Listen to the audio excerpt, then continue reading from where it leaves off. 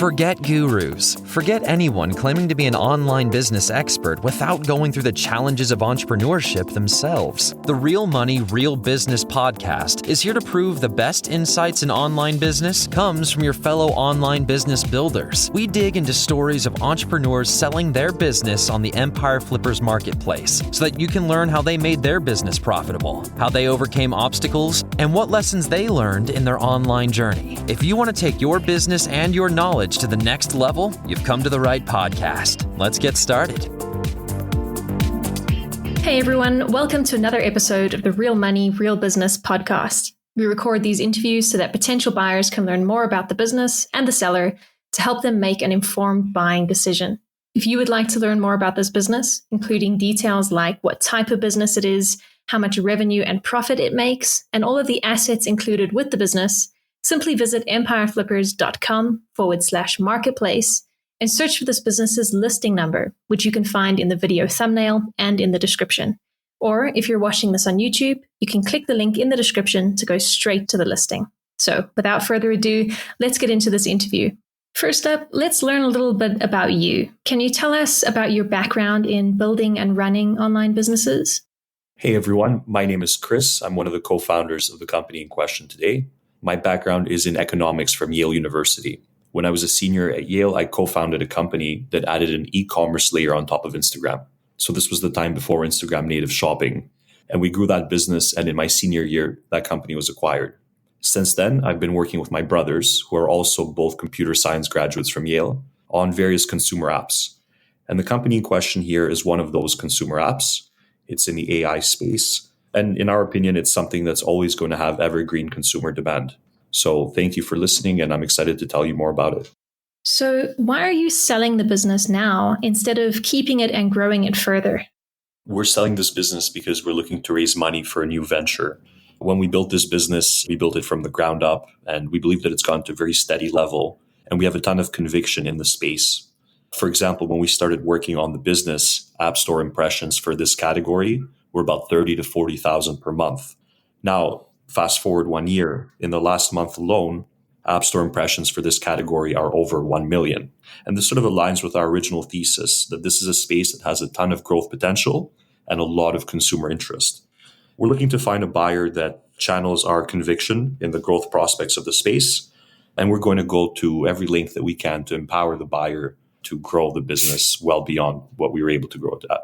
Can you describe the amount and the type of work that you do on this business to maintain it? So just for context, the business is an iOS mobile application connected to a database. And it's been built in such a way where you don't need to update the code base. You can add content directly from the database in less than a minute without any code. And it's fully passive at this point as far as mobile applications go. Users can add their own content and interact with the app without requiring anything from the app owner. And the cool thing about the business is that it holds the number one slot globally and in the United States for key terms in the business niche, in the business category, resulting in several thousand installs per day at a $0 customer acquisition cost. So it's a relatively passive setup. The only time that a new owner might want to update the app is if they want to change screenshots or if they want to play around with pricing. But both of those things are relatively straightforward to do. Other than that, I would estimate that it's about maybe 1 hour, 2 hours maximum per week that a buyer would spend on the mobile app. So if you were to keep this business, what are some of the ways you would try to grow it? I sort of touched on this in the last question, but the app benefits a lot from being a leader in a new high search category, which leads to several thousand installs per day at a $0 customer acquisition cost. And I think there are essentially two ways that this business can grow. First, a buyer who understands social media marketing, particularly organic content, can really grow this business. So the app outputs a certain type of content that's perfectly primed for going viral. And a buyer who understands the social media landscape can grow this business by posting viral clips showing the app in use, by enlisting other influencers in the category to share the app with their audience. And if a buyer has experience with paid ads, they can set up TikTok or Instagram campaigns. And really, this is just a distribution question. On our end, we're very good programmers and developers, but we're not experts on the distribution social media front. And I think this is a massive opportunity to grow the business for somebody who has more experience in social media. And then the second way that you can grow this business is by slightly adjusting the positioning of the app. So what do I mean by this? While the app is currently positioned as an entertainment app, we see a lot of our users using the app as part of their jobs. So the app produces a certain type of content that is very relevant and useful to content creators, YouTubers, podcasters, social media influencers, and more. Though our go-to-market strategy really focused on the consumer front, I think there's an equally big, maybe even a bigger opportunity targeting creators. And so the feature set is already embedded in the app. It's more a matter of branding and positioning. And one good way to kickstart that would be a couple of creator partnerships. Right. And what would you say are the biggest risks with this business that buyers should be aware of? We thought a lot about this app before we started building it. And we have a lot of conviction that there's evergreen demand for the thing that the app does. But in terms of risks, there's always the possibility that a new competitor can enter the fold that is able and willing to spend hundreds of thousands or millions of dollars on customer acquisition. And a competitor that's willing to spend at those levels might threaten our App Store ranking because we're currently the dominant app for certain key industry terms. But if a competitor comes in spending millions of dollars to compete for those customers, then it's unclear whether we would retain the top spot. So that's definitely a risk. And then the second risk is if a buyer is not able to find a way to scale distribution beyond the app's organic free installs. And I think the worst case in that situation would look like an app that still is highly profitable and cash flowing. But if a buyer wants to experience a massive amount of growth, let's say a 3 to 5x on this business, then they need to solve the distribution question beyond the app's daily organic installs, which it continues to get for free. So I think between a new competitor and maybe the buyer not being able to solve the distribution question, those are two of the biggest risks. How much support are you willing to offer the buyer who acquires this business?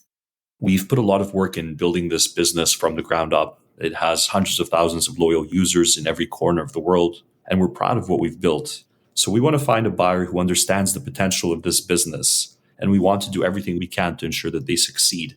And so on that front, we're happy to help with the App Store transition. We'll work with a buyer for the first month or so after the purchase, and that includes video calls, phone calls, emails, and beyond. And then beyond the original month, we're happy to remain connected to the buyer and lend a helping hand as the situation demands. But ultimately, we want to ensure that the buyer succeeds and grows the business so that people all over the world can continue to enjoy this app. Got it. And regarding the sale of the business, would you agree to a non-compete? Of course, we can confirm that we will commit to the non-compete. We have a mobile app studio, and so we may build other apps in the future, but they will not be in this category. The good thing about apps is that there's so many potential businesses that can be built, but we won't be stepping on any toes once we sell the business to a buyer. On the contrary, we'll help the buyer succeed with the business because we want more and more people to use and enjoy this app. So definitely, there's no issue here. Are you open to negotiating something like an earn-out agreement? We're looking to raise funds for a new project that requires a significant upfront investment. So unfortunately, the earn-out structure just doesn't work for us in this case. Okay, final question. If you had to put yourself in the shoes of a buyer, why is your business a business worth buying? This is a business that we are selling reluctantly. This is not a business that we're particularly eager to sell. And if we don't find the right buyer or the right set of circumstances, we won't be selling the business. We hope that we align with the buyer and we can come to an agreement, but this is a good, stable, cash-flowing business that we've built from the ground up.